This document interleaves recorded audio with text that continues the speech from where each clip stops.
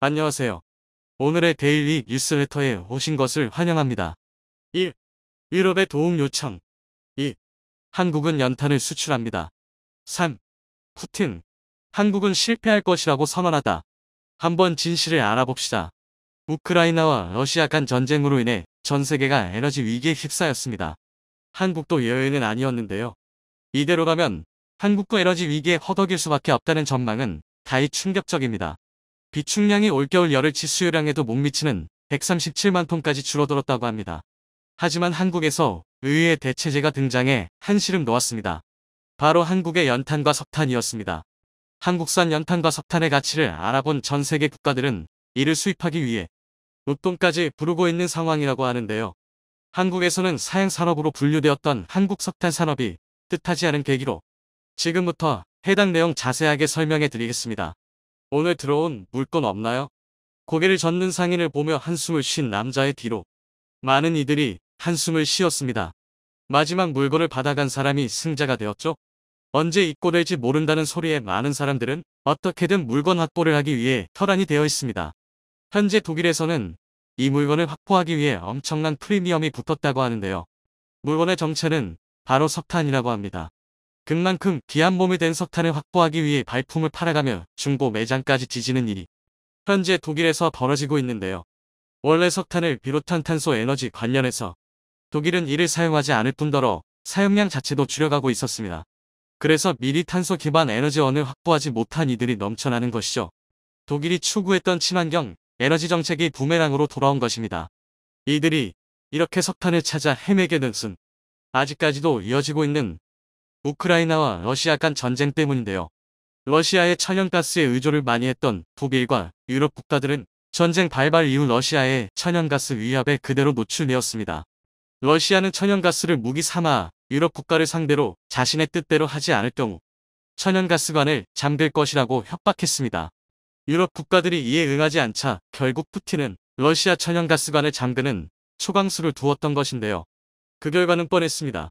독일 국민들은 천연가스 부족에 허덕이게 되었고 제대로 된 에너지원을 확보하지 못한 독일은 산업조차 제대로 돌아가지 못할 정도로 에너지 수급에 허덕였습니다. 석탄은 이 시기 독일을 비롯한 유럽의 동아줄과도 같았습니다. 천정부지로 치솟은 기름과 천연가스 값을 감당하기 어려운 이들 유럽 국가가 대안으로 찾은 것이 바로 석탄이었는데요. 그러나 석탄조차도 수요량이 폭증한 탓에 이를 맞추기가 어려웠고 가격 역시 다른 자원들과 마찬가지로 폭등하기 시작합니다.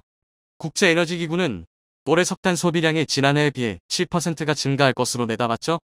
가장 타격이 심했던 독일은 울며 겨자 먹기로 석탄을 비싼 값에 구매할 수밖에 없을 것이라고 전문가들은 내다봤는데요. 실제로 독일은 올해 8월부터 11월 사이 호주산 석탄 수입량을 21% 늘렸고 남아공 석탄은 개나 넘게 수입했습니다. 그동안 품질이 낮아 거들떠 보지도 않았던 콜롬비아 산도 4배나 수입했죠. 유럽연합 역시 친환경 에너지를 사용하는 것을 목표로 감축을 진행해왔으나 부족한 에너지 수급을 위해 석탄 발전과 관련해 임시 완화 조치를 취할 정도였습니다.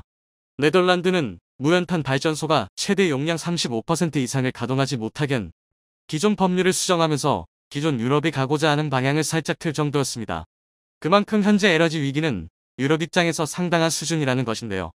이런 가운데 석탄을 보유한 국가들 입장에서는 유럽 에너지 위기의 유일한 대안이라 할 수 있는 석탄 수출을 할 수 있게 되어서 기회를 잡을 수 있었죠. 인도네시아의 경우 석탄을 수출하면서 큰 이득을 보는 상황이었습니다. 호주 역시 중국에 수출하던 석탄을 유럽으로 돌리면서 높은 석탄 가격 덕분에 큰 이득을 보게 되었죠. 이렇듯 러시아가 전쟁을 일으키면서 나비효과처럼 에너지 위기가 유럽 전역을 덮쳤었는데요. 그렇다면 한국의 경우는 어땠을까요? 한국 역시 예외는 아니었습니다. 국내 천연가스 도입을 책임지는 한국가스공사의 LNG 비축량은 현재 바닥을 치고 있습니다. LNG 부족으로 겨울철 블랙아웃 대정전 위기가 닥칠 수 있다는 전망까지 나오고 있는 상황입니다. 가스공사는 연말까지 1000만 톤 가까운 천연가스를 추가 도입해야 올겨울 에너지 대란을 막을 수 있다고 정부에 보고했는데요. 하지만 의외로 위기가 닥치기도 전에 상황이 호전되었습니다. 에너지 위기로 한국이 타격을 입기는커녕 오히려 이 사태로 수혜를 보게 되었는데요. 그 이유는 바로 한국 석탄을 이용한 연탄이 각광을 받게 되었기 때문입니다. 민간 부분에 있어 아직도 수요가 있는 석탄은 저개발 국가의 주요한 에너지원으로 사용되었는데요. 유럽도 석탄을 다시 민간 난방용 에너지원으로 사용하게 되면서 품질 좋은 한국산 연탄의 수요가 폭증한 것입니다. 한정된 인원만 이용하던 연탄이 아니게 된 것이죠. 사실 한국 연탄의 역사는 오래되지 않았습니다. 본격적으로 사용되기 시작한 것은 1960년대 이후인데요. 전쟁 이후 비싼 기름을 이용한 난방이 어려웠던 탓에 상대적으로 값싼 연탄이 에너지원으로 사용되었습니다. 대중매체에도 연탄 쓰는 장면이 나올 정도로 서민들을 위한 에너지원으로 사용되었습니다. 연탄을 떼다가 일산화탄소 중독으로 실려가는 일이 뉴스에도 나올 만큼 과거 한국인들에게 할 수 없는 난방연료였죠. 한국인이라면 과거에 연탄을 때 따뜻해진 방에 등을 지진 기억은 누구에게나 있을 것입니다. 그러나 90년대 이후 서시험 기능 보일러가 도입되고 가스 보일러도 브랜드화를 이루면서 가정에 보급됨과 동시에 연탄의 문제점을 부각한 뉴스들이 나오면서 연탄은 서서히 사양길로 접어들었습니다. 탄광에서 일하던 광부들도 일자리를 잃기 시작한 시기이었죠. 광산 사업에서도 활력을 잃기 시작하면서 연탄은 찬밥 신세가 되었습니다. 이런 가운데 한국 연탄은 설 자리를 잃어버렸는데요. 그런데 놀랍게도 한국 연탄의 가치를 알아본 외국에서 한국 연탄을 사용하고 싶다는 연락을 한 것입니다. 우리에게는 낯선 국가인 키르기스스탄이 바로 그 국가입니다. 키르기스스탄이 한국 연탄을 주목한 것은 우연이었습니다. 전기가 풍부하게 생산되는 나라였기에 연탄 사용은 꿈도 꾸지 않던 키르기스탄이었는데요. 그러나 공급망의 문제로 모든 이들이 난방 혜택을 볼 수는 없는 국가였습니다. 일교차가 심한 고지대에 있기에 찬 곳에서 생활하는 이들이 많은 키르기스스탄 국민들은 따뜻한 난방을 꿈꼈습니다. 키르기스스탄 정부 관리들도 이 점을 잘 알았기에 공급망 설치에 열을 올렸으나 이를 제대로 구현하기 위해선 돈이 필요했죠. 넓은 지역에 널리 퍼져 있는 이들에게 전기의 혜택을 주기에는 갖춰야 할 인프라는 물론이고 비용이 많이 들어가는 상황이었습니다. 엽족한 수를 찾지 못해 전전긍긍하던 어느 날 한국인 한 명이 키르기스스탄 관리에게 놀라운 것을 알려주게 되었죠. 바로 한국의 연탄이었습니다. 연탄이라는 것을 처음 접한 키르기스스탄 정부 관리는 한국인을 통해 한국 연탄 시설과 실물을 보고 싶다고 연락했습니다. 한국인은 한국에서 공수한 연탄을 관리들에게 보여주었고 키르기스스탄 정부 관료들은 충격에 빠질 수밖에 없었습니다. 너무나도 완벽한 대체 물질이 바로 한국에 있었던 것이죠. 먼 곳에서 떨어져 살고 있는 주민이 많은 키르기스탄에 적합한 난방연료였던 것입니다. 게다가 원시적인 방법을 동원할 필요 없이 불만 붙이면 됐기에 키르기스스탄 입장에서도 부담 없는 연료였습니다. 중간에서 이를 지켜봤던 권태훈 연탄 에너지 대표는 이 순간을 평생 잊지 못했다고 하는데요. 원래 건설 회사에서 일하다가 한국으로 들어가려던 그는 이것을 보고 사업 가능성을 발견합니다. 그는 서둘러 한국 연탄 제조 설비와 기술을 도입하기 위해 회사를 세우고 관련 기술자와 장비를 키르기스스탄에 수입합니다. 정부 관계자들은 권 대표의 연탄을 보고 당장 사업을 시작하자고 제안했고 키르기스스탄의 연탄 사업은 한국의 도움으로 시작되었죠. 키르기스스탄의 정부 관리들은 한국 연탄의 가능성을 보고 감탄했습니다. 그러나 뜻하지 않은 위기가 발생했는데요. 한국 연탄이 무연탄인 것에 비해 키르기스스탄에서 생산할 수 있는 연탄은 유연탄이었던 것이 문제였습니다. 유연탄은 무연탄에 비해 연기가 많이 나고 연탄 모양으로 성형에도 탁월하면 재가 뭉쳐져 있지 않아 난방 효율이 떨어집니다. 한국 기술을 이용해 한국식 연탄을 제조한다고 해도 키르기스스탄에서 채굴할 수 있는 석탄은 유연탄이 전부였죠. 뜻밖의 지점에서 자초될 뻔한 국책 사업은 그러나 뜻밖의 장소에서 실마리를 찾게 되나 바로 한국에 있는 광해관리공단에서 유연탄으로 무연탄과 거의 흡사한 수준의 연탄을 만들었다는 소식을 권 대표가 알게 된 것입니다. 그는 바로 광해관리공단으로 나라가 유연탄 기술을 배웠습니다. 유연탄은 무연탄과 마찬가지로 재가 부서지지 않은 연탄이 되었고 개량된 유연탄을 이용해 키르기스스탄에 1호 연탄을 생산하게 됩니다. 모양 역시 한국의 연탄과 똑같은 22공탄이었죠. 키르기스스탄 수도 비슈케크에 연탄 공장을 설립한 권 대표의 직감은 맞았습니다. 준공식 현장에는 현지에서도 매우 큰 관심을 받았죠. 전직 총리와 장관 등 유력 인사들이 권 대표를 찾아와 인사했습니다. 키르기스스탄 최대 일간지 베체르니 비슈케크의 이 소식을 대서특필했죠. 실제로 연탄은 생산되는 즉시 키르기스스탄 전역으로 팔렸습니다. 많은 이들은 이 연탄의 효용성을 파악했고 사업 가능성을 본 이들은 자신이 돈을 투자할 테니 몽골이나 아프리카 지역에도 연탄 공장을 짓자는 제안이 쏟아졌습니다. 결과적으로 대박이 난 한국 연탄은 중앙아시아를 비롯해 중동 전역에 퍼지며 한국 연탄의 위험을 드러냈습니다. 원시적인 난방 시설이 압도적인 제3세계 지역에서는 연탄 난방 수요가 전기 및 석유 난로보다 높았던 것이죠. 아예 한국 연탄을 수입하고 싶다는 이들이 있을 만큼 키르기스스탄을 중심으로 연탄은 세계적인 한류를 이끄는 주역이 되었습니다. 유럽에서도 한국 연탄 수요가 늘면서 폐업을 준비하던 한국 연탄 공장은 밀려오는 주문에 정신을 차리지 못했다고 합니다. 2020년 경영난으로 인해 36곳이었던 연탄 공장은 위기에 몰렸으나 해외 수출로 새로운 활로를 되찾게 된 것입니다.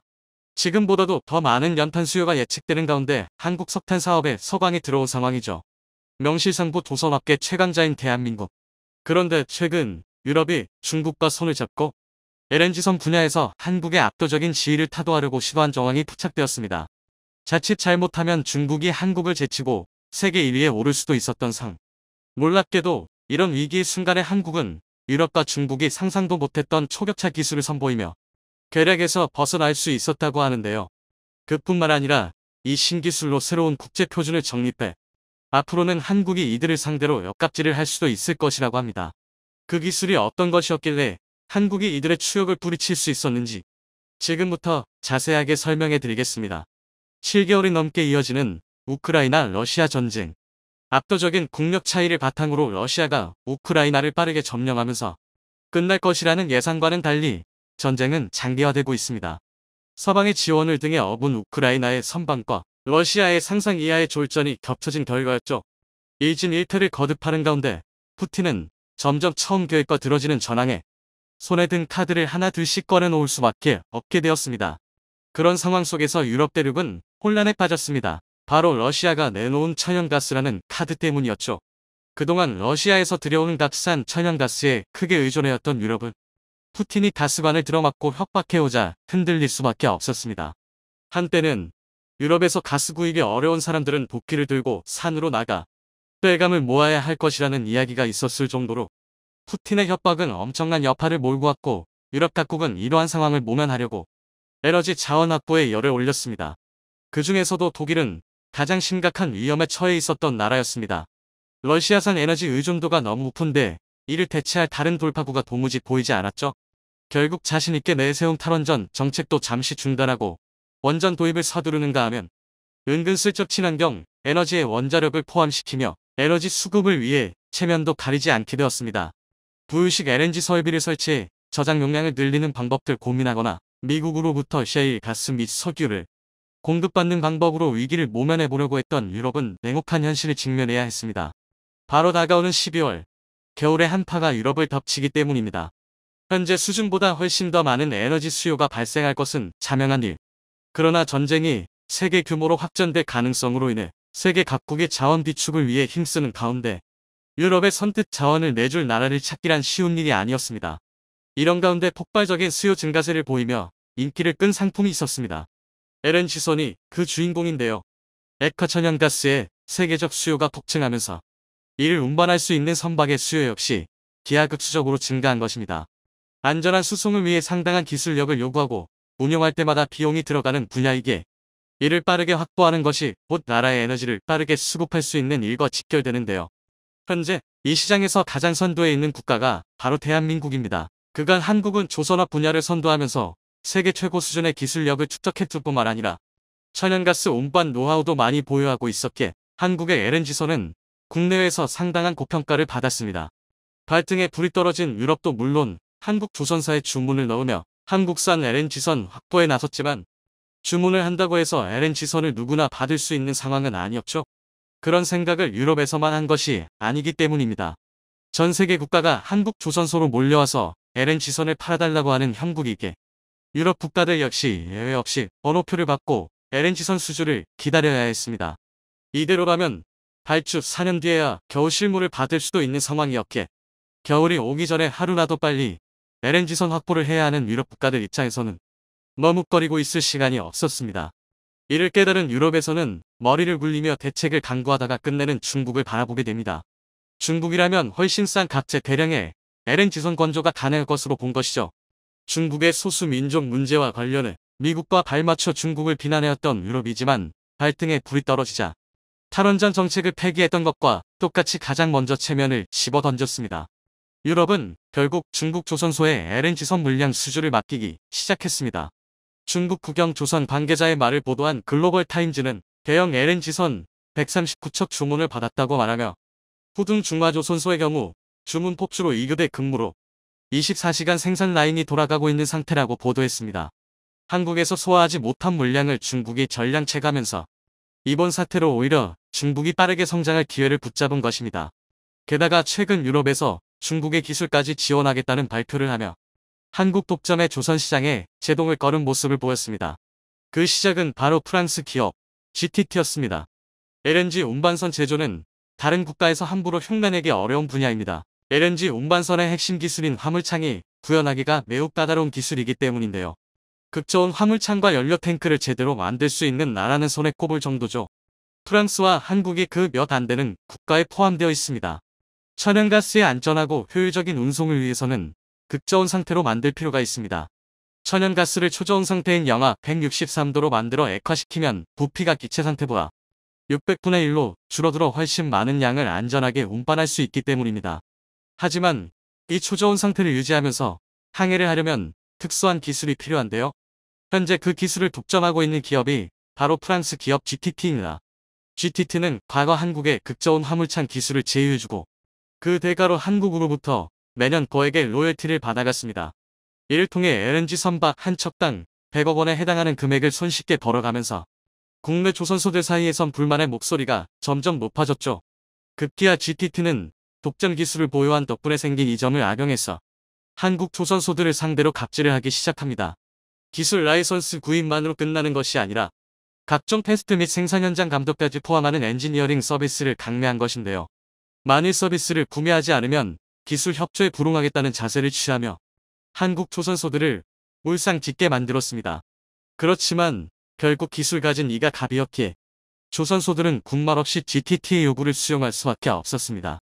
다행히 그때까지는 라이선스를 보유한 곳이 오로지 한국군이었고 중국이나 일본 등 경쟁국에 GTT가 라이선스를 넘긴 적은 없었기에 LNG선 경쟁력 자체가 약화된 것은 아니었기 때문이었죠. 그런 가운데 GTT가 돌연 중국에게 라이선스 계약을 제공하면서 태도를 뒤집은 것입니다. GTT는 장수 조선소와 기술지원 및 라이선스 계약을 체결하며 중국이 한국을 뛰어넘어 조선시장 최강자로 군림할 수 있는 조건을 만들어 주었습니다. 중국에게 일감이 쏠리는 것도 모자라 라이선스 공유까지 이뤄지는 바람에 자칫 잘못하면 중국에게 시장을 빼앗길 수도 있는 상황. 장난조선소, 대련조선소 등 중국의 주요 조선소가 갑자기 LNG선 생산을 선언하면서 LNG선 굴기를 선언하고 대형 LNG 운반선 건조 연구소인 후등중화조선은 생산 라인을 추가 건설하며 중국 조선업계 전체가 LNG선 생산에 집중 투자를 서두르고 있는데요. 결과적으로 유럽이 중국을 이용해 한국의 목을 죄려드는 셈입니다. 이런 위기 상황 속에서 칼을 갈던 한국은 마침내 숨겨진 카드를 꺼내며 중국과 초격차를 선언합니다. 절대 갑이었던 GTT한테까지 큰 한방을 먹이며 압도적인 기술력을 과시했는데요. 바로 대우조선해양이 세계 최초로 고만강강 소재 LNG 연료 탱크를 탑재한 초대형 원유 운반선 VLCC를 건조한 것입니다. 지금까지 극저온의 액화천연가스를 견디는 화물창과 연료 탱크의 부캐는 백탄판, 알루미늄, 스테인리스 강뿐이었습니다. 하지만 이들 소재의 경우 까다로운 작업 공정과 높은 가격이라는 단점이 있었고 무엇보다 낮은 강도로 인해 운반 위험성이 컸습니다. 그런데 한국에서 이 모든 단점을 극복한 고만강강 소재로 연료 탱크를 만드는 기술을 세계 최초로 개발하면서 기술 격차를 선보인 것입니다. 고만강강은 강철과 망간의 합금으로 망간의 비율이 11-15%로 높은 편입니다. 고만강강은 충격 강도와 내마 모성으로 유명한 소재이지만 그 정도가 너무 심해서 가공성이 극히 나쁩니다. 그런데 한국이 이 소재로 그 어렵다는 액화천연가스 탱크를 만들어버린 것인데요. 값싼 금속이 재료다 보니 기존 소재 대비 가격이 낮을 뿐만 아니라 극저온 성능도 출중해서 차세대 연료 탱크가 될 전망입니다. 한국은 이 탱크를 개발하면서 고만강강 전용 용접 기술도 같이 개발했고 덕분에 한국은 전 세계에서 유일하게 선진 연료 탱크 기술을 독점할 수 있게 되었습니다. 게다가 이를 통해 GTT 기술에 기대지 않는 독자적인 극저온 화물창 기술인 KC2 기술 개발에 진척을 보이고 있다고 밝혔는데요. 기존 화물창인 KC1의 문제를 보완, 기술적인 한계를 뛰어넘어 한국 고유의 화물창 기술 보유가 멀지 않았다고 밝히며 프랑스 독점 체제를 한국이 추월할 수 있다고 선언했습니다. 독자적인 기술 개발과 함께 세계 최초의 연료 탱크 기술까지 손에 넣으면서 한국은 프랑스에 매년 지불하던 로열티도 조만간 아낄 수 있게 되었을 뿐더러 새로운 국제 표준을 정립해 고지위를 가로챌 수도 있게 되었습니다. 역으로 고만강강 연료 탱크 기술 라이센스로 외국 상대로 로열티를 받을 수 있는 것이죠. 가격 경쟁력에서 압도적인 한국의 연료 탱크 기술은 세계 표준으로 자리잡기에 부족함이 없는 상황. 실전 테스트도 무리 없이 진행되었기에 향후 연료 탱크는 한국 기술 표준으로 한국 주도의 시장이 될 전망입니다. 당연히 중국을 앞세워 문제를 해결하고자 했던 유럽은 당황할 수밖에 없었는데요.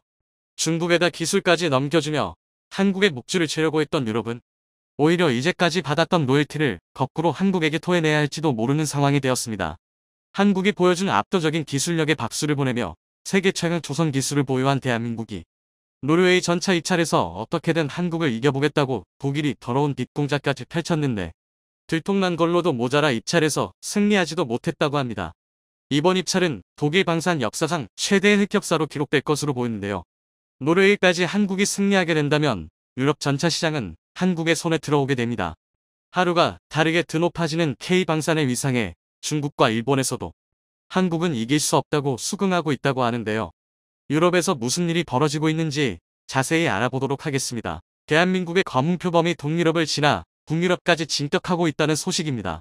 다음 주 노르웨이의 2조 원 규모 전차 도입 사업이 결정되는데 대한민국의 K2 흑표전차가 독일 레오파르트 2 전차를 제치고 승리할 확률이 99%라고 합니다. 현재 노르웨이군의 주력 전차는 레오파르트 2 A4 전차입니다. 1980년대에 도입된 전차로 이미 시대에 뒤처진 지 오래인 골동품이죠. 노르웨이군은 노후화된 전차를 교체하기 위해 2조 원 이상을 들여 최대 200배의 차세대 전차를 도입하기로 결정했습니다. 그리고 현재 가장 유력한 후보는 독일의 레오파르트 2 A7과 한국의 K2 흑표전차인데요. 올해 초 노르웨이 현지에서 두 전차를 대상으로 혹한기 테스트가 이루어졌습니다. 당시 테스트 과정에서 추위로 인해 시동이 꺼지거나 언덕길에서 퍼져버린 레오파르트 2와 달리 K2 전차는 설원을 거침없이 질주하며 자동장전 장치를 기반으로 기동 중에도 빠르고 정확한 사격을 선보여 레오파르트 2 전차를 완전히 압도하는 모습을 보여주었습니다. 가격도 비교할 수 없을 만큼 합리적이면서 성능에서도 우위에 있으니 흑표전차가 승리하는 게 당연해 보였습니다. 그런데 예상외의 변수가 발생했는데요. 노르웨이군 기갑부대 전후회에서 레오파르트 2 전차를 밀어주기 시작한 것이었죠. 전차 사업평가위원단에 포함되어 있는 노르웨이 기갑 예비군 단체 기병 클럽에서 레오파르트 2 전차를 채택할 것을 요구해왔습니다. 전차 승무원 출신 전역자들의 요구를 무시할 수 없었기에 순식간에 레오파르트 2 A7이 승리할 것 같은 분위기가 형성됐었습니다. 이대로 노르웨이 수출이 무산되나 싶었던 그때 노르웨이 언론에서 충격적인 폭로 기사가 보도되었습니다. 말도 안 되게 낮은 점수. 기병 클럽은 레오파르트의 홍보 사이트와 흑표전차의 안티 사이트를 동시에 보유하고 있습니다. 기병 클럽 회장이 독일 탱크 제조업체를 위해 일하고 있다는 게 들통났다. 기병 클럽에서 레오파르트 2를 띄우기 위해 K2 흑표전차를 비난하는 안티 사이트를 운영해왔었던 사실이 들통났습니다. 게다가 기병 클럽 회장이 레오파르트 전차의 제조사인 독일 KMW에서 일하는 사실까지 드러났습니다. 이 모든 게 경쟁사인 KMW에서 사주한 뒷공작이었던 것이죠. 결국 기병 클럽은 노르웨이 전차 사업평가단에서 완전히 제외돼 버렸습니다. 그리고 선동 없이 객관적으로 평가한 결과는 당연히 K2 흑표전차의 압승이었죠. 애초에 레오파르트 2 전차는 설계 이념 자체가 노르웨이와 들어맞지 않았습니다. 레오파르트는 독일의 평야지대에서 기동할 것을 전제로 만들어진 전차입니다. 그런 전차를 산악지대가 국토의 70%를 차지하고 있으며 대부분 눈으로 뒤덮인 노르웨이 지형에서 제대로 운용할 수 있을 리가 없었습니다. 반면 K2는 미군도 학을 때 썼던 한반도의 혹한기를 견뎌내야 하기에 어떤 기후 환경에서도 정상적으로 작동할 수 있도록 설계되었죠. 국토의 대부분이 산악 지형인 건 우리나라 역시 마찬가지이기 때문에 K2 전차는 세계 최고 수준의 산악 기동 능력을 갖추고 있기도 합니다. 덕분에 K2 전차는 올해 초 노르웨이에서 실시된 혹한기 테스트에서 설원을 거침없이 질주하여 노르웨이 군 관계자들을 감탄하게 만들었습니다. 그리고 최근 노르웨이 K2 전차 수출을 추진하고 있는 현대로평가과 노르웨이 최대 방산 기업 콩스버그가 MOU를 체결하여 K2 전차에 탑재될 RCWS를 공동 개발하게 되었다는 소식이 들려왔습니다. 콩스버그는 세계 최고 수준의 방위 기술력을 가지고 있는 기업으로 F-35 전용 합동 타격 미사일 JSM을 개발하기도 했습니다. 또한 원격 사격 통제 체계 RCWS 기술에 있어 세계 1위를 달리고 있는 기업이기도 합니다. 현재 한국군은 장갑차의 외부에 도출된 사격 무기를 전부 RCWS로 교체하는 사업을 진행 중인데 총 사업 규모가 5조가 넘을 것으로 예측되고 있습니다. 여기에 현대로템이 세계 1위 콩스버그와 협력해 RCWS 사업에 도전하겠다는 것이죠. 콩스버그뿐만 아니라 세계적인 수준의 탄약 제조 회사인 남모와 K2 전차용 신형 120mm 탄약 개발 계약을 체결하기도 했습니다. 남모는 미군 제식 탄약을 개발할 정도로 뛰어난 기술력을 가지고 있어 유럽 시장판 쪽에 유명한 파트너가 되어줄 것으로 기대받고 있습니다. 이렇듯 노르웨이의 유럽 방산 기업들과의 계약이 이루어지면서 노르웨이의 차세대 전차는 K2가 되는 게 기정사실로 받아들여지고 있습니다. 이번 사업에서 한국이 내세운 또 하나의 장점은 독일과는 비교도 되지 않는 납품 속도였습니다. 현대로템은 노르웨이에 6개월 안에 24대의 K2 전차를 보내줄 수 있다고 제안했다고 합니다. 세계 어느 방산 기업과 비교해도 말도 안 되게 빠른 속도이죠. 심지어 노르웨이에 앞서 계약을 맺은 폴란드에 수출될 K2 전차는 한 달 만에 출고되어 최종 테스트를 거치고 있다고 합니다. 현재 창원 공장에 마련된 최종 검사장에서 시속 70km 주행 테스트, 호신 0점 조절, 수심 4m 잠수도와 시험 등 각종 종합검사를 실시하고 있습니다. K2 전차는 철저한 품질 검증을 거쳐 올해 안에 20대가 폴란드로 향하게 됩니다. 처음 폴란드와 대규모 계약을 맺을 때만 해도 한국이 더 많은 물량을 공급할 수 있냐는 의심의 눈초리를 받았어야 했습니다. 하지만 한국은 한 달 만에 완성된 전차를 선보이며 충분한 능력이 뒷받침된 자신감이었단 걸 증명해냈습니다. 현재 창원 공장에서 한 달에 2, 3대의 K2 전차가 생산되고 있습니다. 계약 이전부터 우리 군의 전차 수요를 충당하기 위해 생산 라인이 계속해서 돌아가고 있었던 덕분이죠. 현대로템은 늘어난 주문을 감당하기 위해 직원 수백 명을 새롭게 뽑 전차 생산 라인을 늘려나갈 계획이라고 합니다. K2 전차의 노르웨이 도입이 확실시되는 지금에도 몇몇 해외 네티즌들은 왜 옆나라 독일이 아닌 한국에서 전차를 사오는지 이해하지 못하겠다는 반응을 보여주고 있기도 합니다. 굳이 지구 반대편에 있는 나라에 의존하는 게 현명한 일인 걸까? 독일이 더 안전한 선택지라고 생각해. 그러자 또 다른 노르웨이 네티즌들이 이를 반박하고 K2 전차를 옹호하고 나섰는데요. 현대는 전 세계의 창고를 보유한 글로벌 해운 기업입니다. 가장 빨리 구매하려면 더 나은 옵션이 많지 않습니다. 전차 도입 사업은 이미 너무 많은 시간을 잡아먹고 독일에서는 폐역 수순을 받고 있는 구식 레오파르트 2H를 고려하는 건 말도 안 되는 일입니다. 한국은 8개월 이내에 24대의 새로운 전차를 인도할 것을 보장하고 있습니다. 장난질을 멈추고 계약을 체결하여 기갑 부대를 현대화해야 합니다. 이처럼 노르웨이 내부에서도 레오파르트 전차에 대한 시선이 곱지 못한 것으로 보이는데요. 독일이 유럽에서 레오파르트 2를 두고 갑질을 해온 것은 이미 유명한 사실입니다. 원래 레오파르트 2 전차 개량형을 도입하려 했던 폴란드가 갑자기 한국의 전차를 구매하고 나선 데에는 다 이유가 있었죠. 2015년 당시 폴란드는 노후화된 주력 전차인 레오파르트의 개량 사업을 진행하게 되었습니다. 2020년까지 폴란드 개량형인 레오파르트 2PL 128대를 인도받을 예정이었으나 기한이 다 됐는데도 단 한 대의 전차도 폴란드에 도착하지 않았었습니다. 결국 인도 기한은 2023년으로 밀려나 버렸고 사업비도 폴란드가 당초 예상했던 금액에서 갑절이나 늘어버렸습니다.